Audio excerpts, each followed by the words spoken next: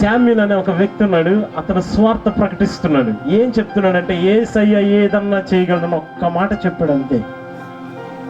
ఎవరు నమ్మట్లా. లిటరల్గా శామ్యూల్ని యదవని చేయాలని. స్టేజ్ మీద ఆ మాట మాట్లాడకూడదు, కానీ నేను చదివాను కాబట్టి చెప్తున్నాను. శామ్యూల్ అనేవాడిని కళ్ళ ముందు అందరి ముందు ఫూల్ని చేయాలని అతని క్యాప్టెన్, మిలిటరీలో ఉన్న క్యాప్టెన్ ఒకరోజు ఇలా అసెంబ్లీ ఏర్పాటు చేసి శామ్యూల్ని పిలిచాడంట. శామ్యూల్ని పిలిచి అతని జీబు తాళం ఇచ్చి, శామ్యూల్ నా జీబు అక్కడ ఉంది, తీసుకెళ్ళి అక్కడ పార్క్ చేయన్నాడంట. శామ్యూల్ అన్నాడంట, నాకు డ్రైవింగ్ రాదన్నాడంట. అందరూ నమ్మగా క్యాప్టెన్ అన్నాడంట, నీ దేవుడు ఏదో చేస్తాడన్నావుగా, ఏ రోగమైనా స్వస్థపరుస్తాడన్నావుగా, ఏదైనా చేయగలన్నావుగా, ఆఫ్టర్ ఆల్ జీవుని తీసుకెళ్ళి అక్కడ పార్క్ చేయలేడా?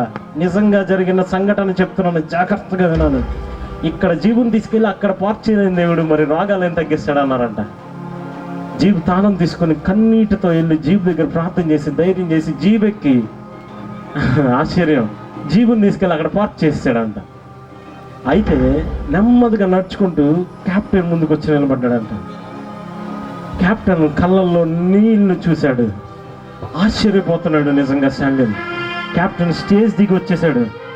శామ్యూల్ చేతులు పట్టుకొని, నీ దేవుడు గొప్పవాడు అన్నాడు. ఎందుకో తెలుసా?